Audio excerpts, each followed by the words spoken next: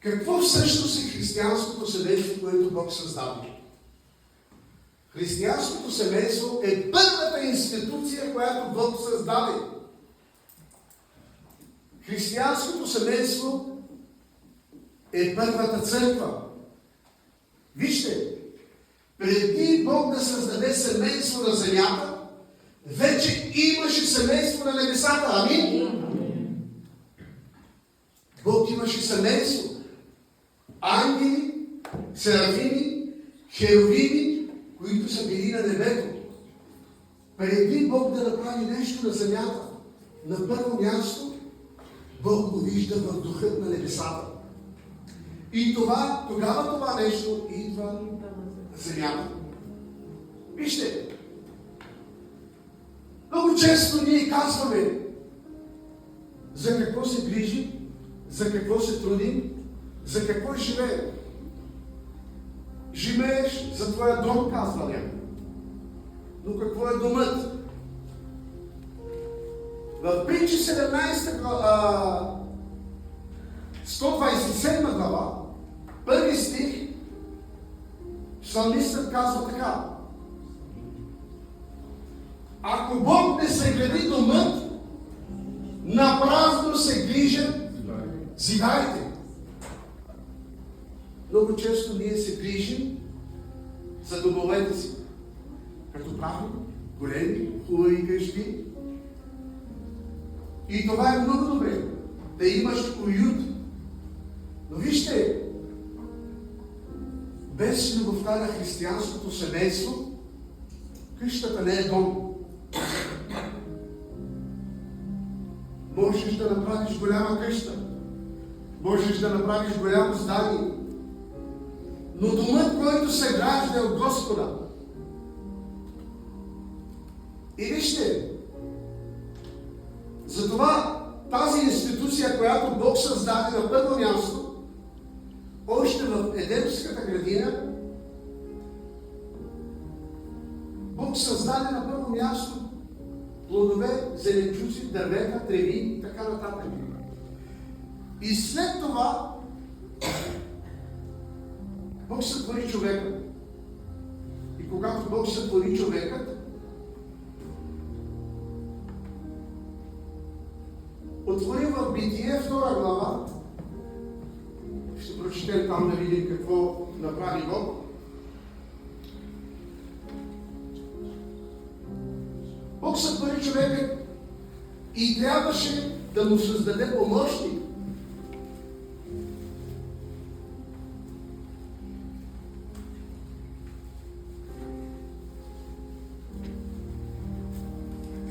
Втора глава, 24 стих.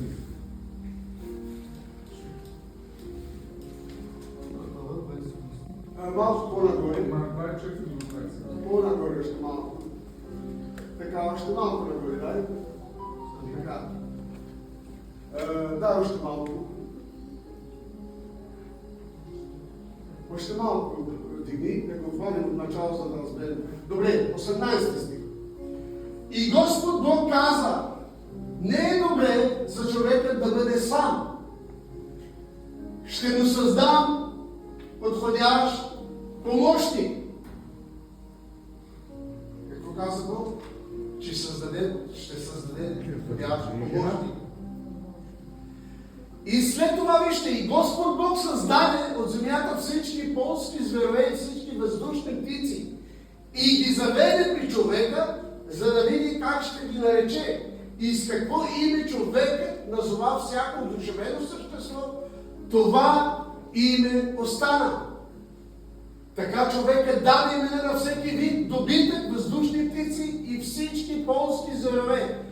Но не си намери какво? Помощник. Кажи помощник. Помощник.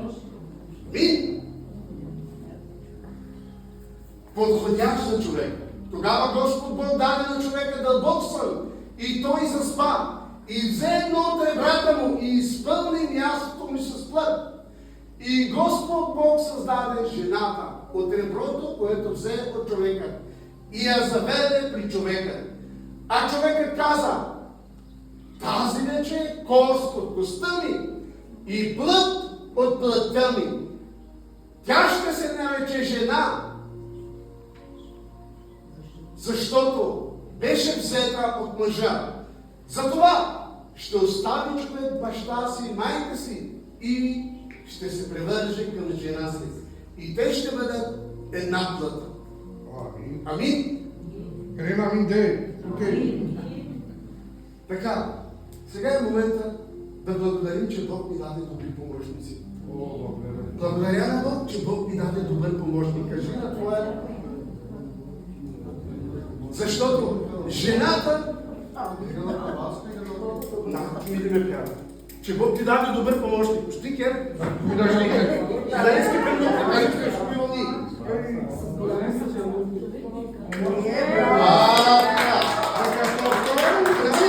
Затова казах да седнеш до нея, защото още много неща бука вас да разкая. Така, искам да стоите в присъствието на Бог. За да разберете какво Бог иска да ни каже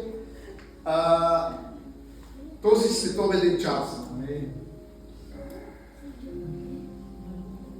Бог създаде жената и ни я даде като верен помощник в живота. И ние благодарим на Бог, защото Бог каза в началото, Бог създаде всички зверове, всички животни, но човекът не си намери помощник. И днес, ако Бог те е благословил с помощник в живота, Бог постави първото начало на семейството, християнското семейство, когато създаде жената от реброто на Адам. И след това Бог казва, какво каза Бог?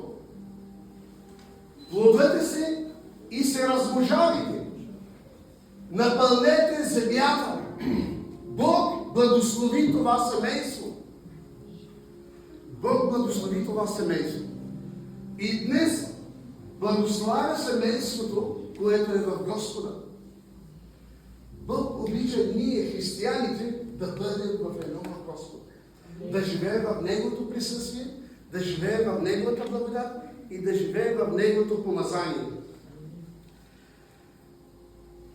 Така, каква е Божията замисъл на християнското семейство? Защо Бог създаде това семейство? Бог създаде християнското семейство на първо място, семейството да бъде място за любов и взаимоотношения. Да имаш взаимоотношения и да имаш любов в дома си, означава да бъдеш в общение с твоята съпруга и с твоето семейство. На второ място Бог казва, че Бог създаде семейството, за да има възпитание и отглеждане на деца. Това е много важна част от нашия християнски живот. Защото, както казахме, Бог казва, плодете се и се размножавайте и напълнете земята с потомство. Но днес, ако Бог те благослови с деца, какво трябва да направим ние? Вижте, в Притчи 22 глава, 6 стих, Божието Слово казва така: възпитавай детето си отрано в пътя му, за да не се отклони на старини. Това е втората част от наше християнско задължение. Да възпитаваме децата си от ранна възраст в Господа. Защо? Защото ако възпитаваме децата си от ранна възраст в Господа, казва, че няма да се отклони детето в старини. Задължението на бащата и на майката е да представят Бог пред децата. Защото едно дете, когато има страхопочитание от Бог, когато знае принципите на Бог, когато познава Божието присъствие, той ще се отдалечава от неправилни неща, от неща, които водят към пътят на неприятеля. И по такъв начин ти ще спасиш твоето дете, когато го запознаеш с принципите на Господ. Затова, второто нещо, което казахме, това е да възпитаваш децата си в Господ. И другото нещо, християнското семейство, ние сме свидетели за Божията любов към църквата. И нека да отворим Ефесяни, 5 глава, от 22 стих. Там апостол Павел говори към християнското семейство. Там апостол Павел дава напътствия как да стоим в присъствието на Бог и как да се отнасяме един към друг. Така, вижте, в 22 стих на първо място апостол Павел говори към жената. Казва така: жени, подчинявайте се на своите мъже като длъжност към Господа, защото мъжът е глава на жената, както и Христос е глава на църквата, като само Той е спасител на тялото. Но както църквата е подчинена на Христос, така и жената нека се подчини във всяко на своя мъж. Добре. Тук виждаме нещо, което апостол Павел говори към всички жени. Като казва апостол Павел: жени, подчинявайте се на мъжете си, това не означава, че той ги поставя като роби на мъжа. Днешно време, вижте, в Стария Завет жената имаше малко по-малка малоценност. Мъжете бяха повече на почет. Но след идването на Христос, Исус казва: в Христа няма мъжки, няма женски пол, но всички сме в едно. И жената не е нещо по-малко от мъжа. Да, тя е с една глава по-долу. Но искам да разберете, когато Бог създаде още в началото, Той не направи за мъжа чистачка или робиня, но Той каза, че ще му създаде помощник в живота. Младежите, това се отнася за вас. Искам да чуете добре.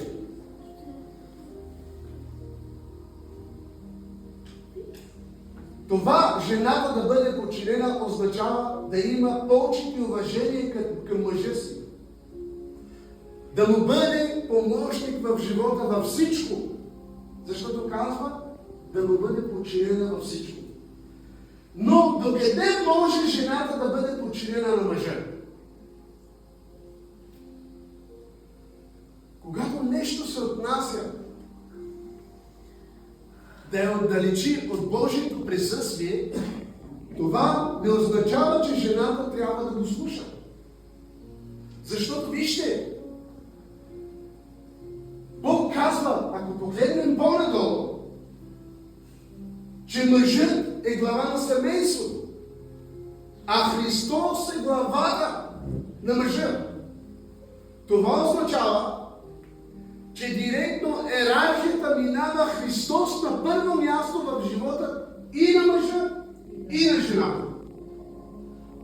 Ако мъжът ти те кара да вървиш против Божието помазание, това не значи, че ти трябва да му се покоряваш. Много често пашарете, особено при ромския менталитет, ние обичаме оромни мукелнанки църква и тук ще тя са. Защо е така? Защото все още понякога единият от партньорите, ако не е стъпил здраво в Христа и не познава добре Господа, много ясно, че дяволът ще се опита да те отдели от църквата чрез партньорът ти. Дяволът няма да слезе на земята и да ти постави бариера и пречка, но той ще употреби хора, с които се срещаш, хора, с които общуваш, хора, с които живееш. И това става в едно християнско семейство дори, когато мъжът или жената не са стъпили здраво на тази основа. Понякога жените не годуват, понякога ние мъжете също не годуваме. Но вижте, когато познаваме Христос, когато познаваме принципите на Бог, тогава какво става? Тогава ние сме готови да се жертваме в Господа. Защото ще разберем, че в християнското семейство, любовта на Божието семейство се основава на жертвата. Божията любов е основана да се жертваш. Така, има много неща, които може да се говори, но постоянно виждам, защото сме зависими малко от времето, но Бог ще даде сила и ще ни укрепи в това. Така, по-надолу продължаваме, като казваме: мъже, обичайте жените си, както и Христос възлюби църквата и предаде себе си за нея, за да я удостои, след като я очисти с водно обмиване чрез Слово. Така. Значи апостол Павел тук говори, ние мъжете да обичаме жените си. И аз бих искал да видя гледната точка на жените. Бих искал да поканя моята съпруга за малко. Казахме, че служението ще бъде за християнското семейство. Искам да видя вашата гледна точка, като казва Бог: мъже, обичайте жените си. Какво разбирате вие по това един мъж да почита и да обича една жена? Защото понякога за нас мъжете обичта и любовта се състои в други работи. Но женската логика е малко по-различна. И обясни ни какво Бог иска да каже, като казва: мъже, обичайте жените си. Амин? Слава на Бога. Обръщам се към мъжете. Слава на Бога, братя. Обичайте жените си. Това е заповед от Исус Христос. Служете на жените си. Какво направи Исус Христос? С какво показва своята любов? Чрез жертвата кръст. Той предаде сам себе си. Проля кръвта си заради църквата, заради своята века. Само с едно обичате не стига. С какво можеш да покажеш с обичта си? Като и купиш неща, подаръци и такива неща. Не, братко. Не, братко, особено ако жена ти е в Христос. Ако жена ти е вярваща. Как трябва да покажеш своята любов? Много често чувам от братя, които казват: Бог чува много нашите молитви. И пък молим да се вярваме. А ти, братко, молиш ли се за твоята съпруга? Жертваш ли се в молитва за твоята съпруга, за твоя дом? Защото и Словото говори, че глава на мъжа е Христос. Ти издигаш ли молитви за твоята съпруга, братко? Сядаш ли сутрин, когато станеш рано?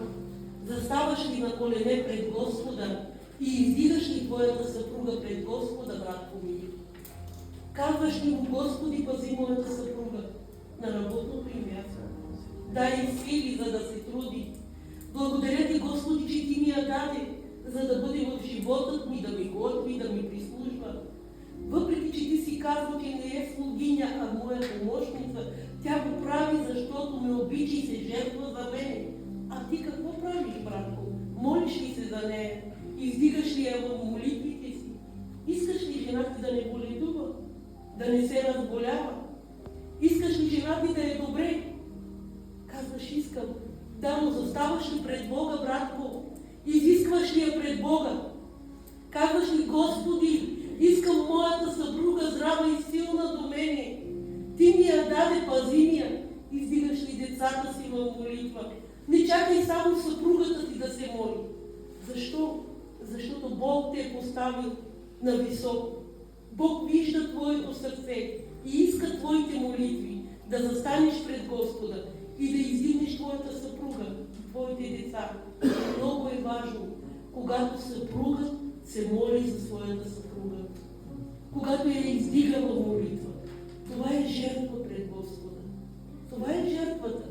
Стоиш ли до нея, ако твоята съпруга е вярваща и отива постоянно на църква? Ти с нея ли си заедно? Или мислиш по-бързо да излезеш и да отидеш някъде на компания? Стоиш ли плътно до нея, за да сте заедно в Христос? Това е семейство християнство. Когато ти си заедно с нея, когато ти се молиш заедно с нея, когато ти живееш от Христос, тогава ти ще видиш и покорството на твоята съпруга. Това показвай. С това показвай, че я обичаш. Моли се с нея. Издигай я в молитва. Бъди с нея заедно. Защото Христос това иска. А днешно време, брат, Сатана се опитва да ограби семейството. Сатана се опитва да ограби семействата. Но когато ти застанеш и започнеш да викаш към Господа за твоята съпруга и за твоите деца, да чува молитвите ти, защото те е поставил глава на това семейство.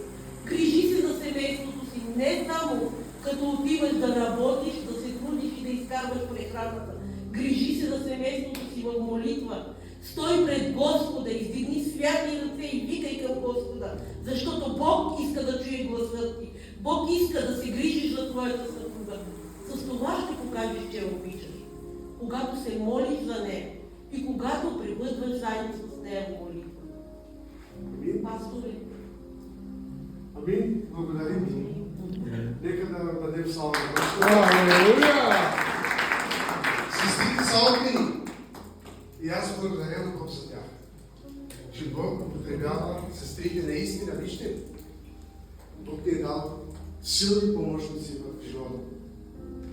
И има една светска приказка, която казва, до всеки е успял да стои една силна жена. И ако помощникът ти е силен, и ти ще бъдеш силен. Защо?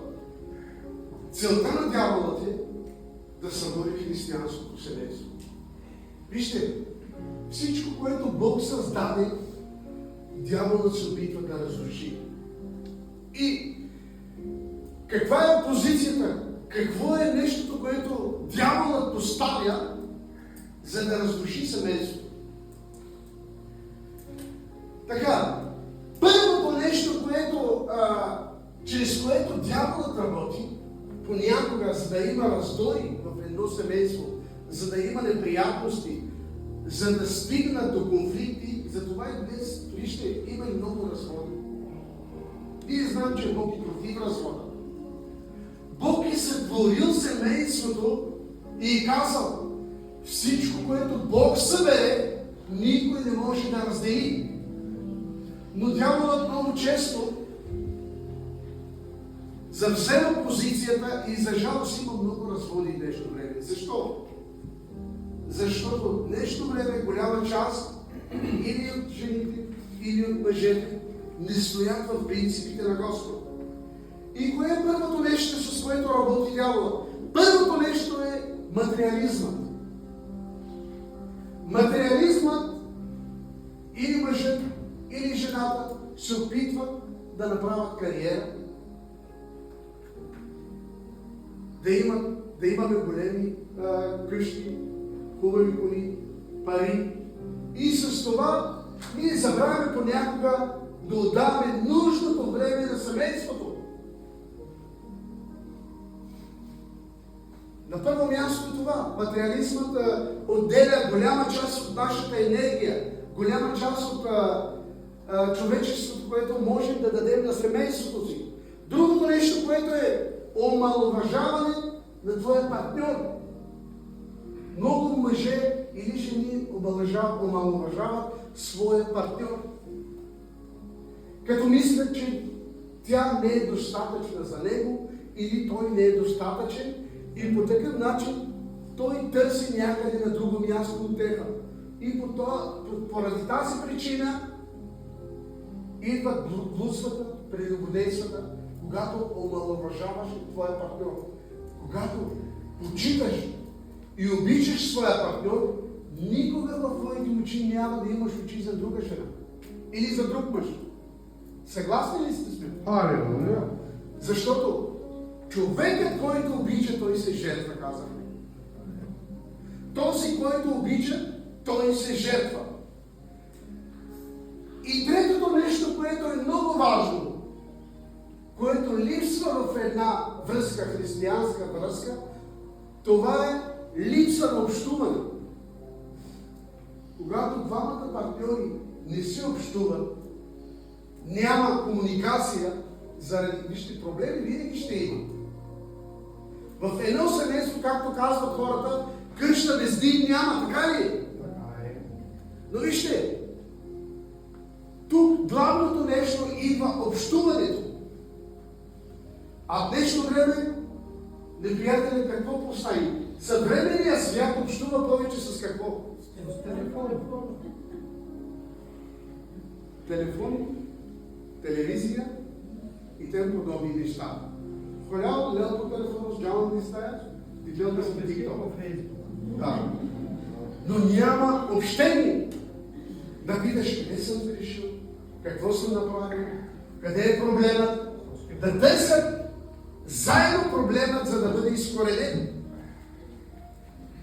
Ето това са принципи, които Бог каза за християнското семейство, които трябва да стоим в тях.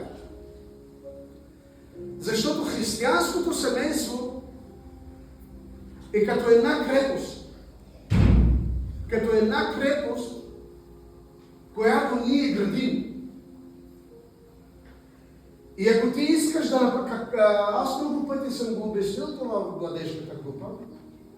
Крепостта какво е? Крепостта е нещо, което е заобиколено с цел да не влезне неприятеля, да открадне, да убива и да ограби. Крепостта е заобиколена, тя е затворена и не може да влезе никой неприятел. Но вижте, какви са основите на тази крепост, която ние трябва да направим, която ние трябва да сътворим?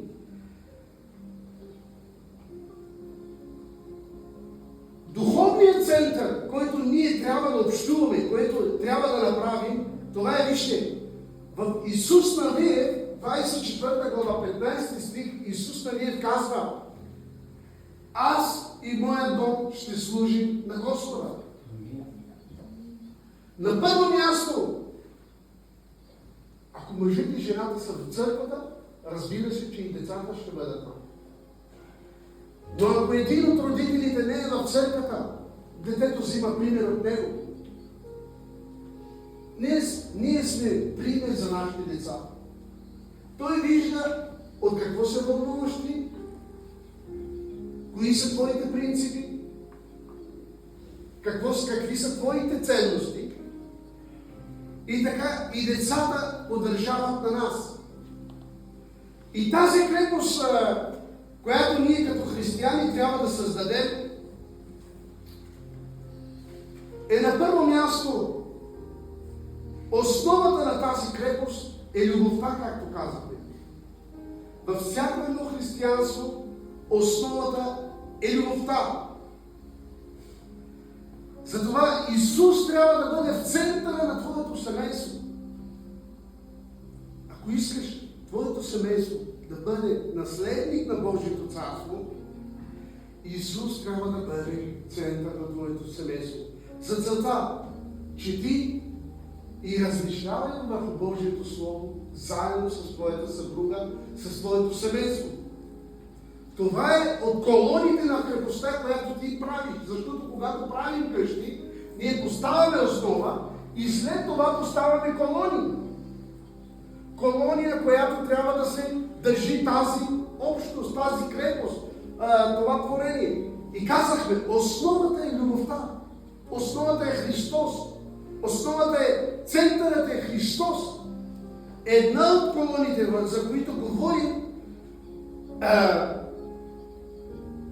това е да четем Божието Слово и да размишляваме. Другото нещо, което е също важно като колона в нашия живот, в нашето семейство, молете се един за друг. Както каза моята съпруга, молиш ли се ти за съпругата си? Молиш ли се ти за съпругата ти? Когато излезе някъде, ти да се молиш за него. Защото вижте, светските хората, които са в света, когато са ядосани, молите сте от доместе моя раденец. Пале му трясно, пале гело, това е светската логика. Но духовната логика е жената благославя. Сила има, казва, в езика. И другата основа, която е да се молим един за друг, за да можем да оцелеем, казва Словото. Третата колона, която е също много важна, това е да се прощаваме. Има ли прошка в твоето семейство, в твоите взаимоотношения между съпруг и съпруга? Прошката е важна част от живота на един християнин. Прошката е договор с Бог, казва. Защото вижте, в Колосяни 13 глава, 3 глава по-точно, 3 стих, 13 стих казва така: търпете се един друг и си прощавайте. Ако някой има оплакване против някой, както и Господ е простил на вас, така прощавайте се и вие един на друг. Затова другото нещо, което е също така много важно за нас, да има прошка в твоя дом. Всеки един човек се грешава. Всички допускаме грешки. Но ако видиш, че съпругът ти греши, моли се за него. И иска от Бог да му даде мъдрост. Покажи любовта си, за да можеш да го доведеш в присъствието на Бога. Защото без прошка няма мир, казва Божието Слово. Прошката ти дава мир на тебе. На първо място, освобождава тебе и след това освобождава сила върху твоят партньор. И последното нещо, което казваме, една от важните основи също така е да обичаме с дело, не с думи. Да обичаш с дело, както казах още от началото, Божията любов се състои в това да се жертваш за твоя партньор. Вижте, Христос възлюби църквата. И какво направи? Умря за нея на църква. За да бъде освободена, за да бъде простена, за да бъде благословена. И днес, въз основа на тази жертва, която Христос направи, ти си благословен. Амин? Ти си освободен. Ти живееш в благодата на Господа. Но вижте, ако искаш твоето семейство да бъде здраво, защото казва Божието Слово, че здравите семейства създават здрава църква. Ако искаш твоето семейство, тогава трябва да си готов да се жертваш за него. Да се жертваш за твоята жена, за твоят съпруг, за твоето семейство.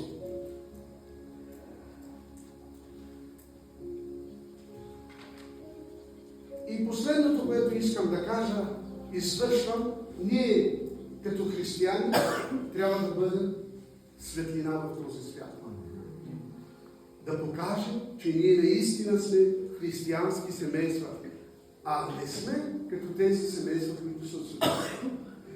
И нашите принципи, които са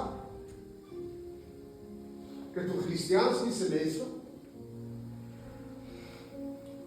са библейски принципи, които стоят на любовта на Господ, на вярността, на прошката и на милостта на Божията любов.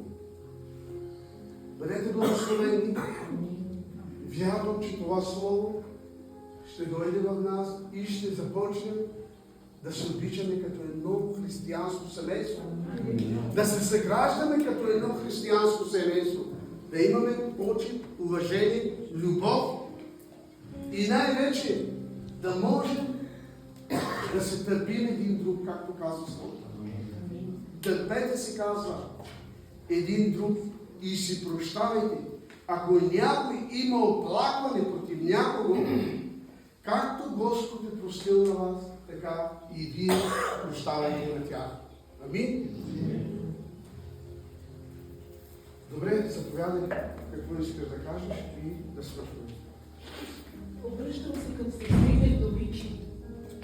Бог да ви благослови и да ви пази и закрива. Днес говорихме за семейството, че мъжът е глава на семейството. Скъпоценни мои сестри, ваш глава е сам Исус Христос. Амин.